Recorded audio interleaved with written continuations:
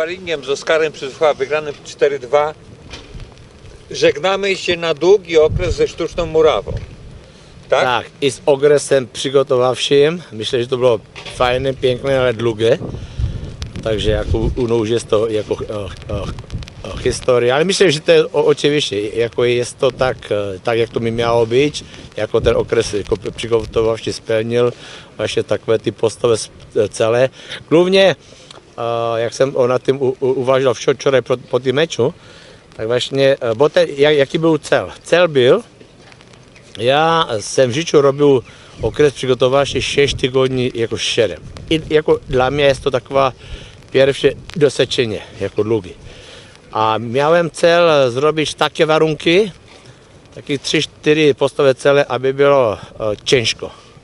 Ciężko, że jsme ciągle wspólnie, to znaczy mentalny nacisk, dużo meczów, dużo właśnie zajęć. Dzisiaj też mamy 14 mecz, 50 zajęć. Nie? Dlaczego?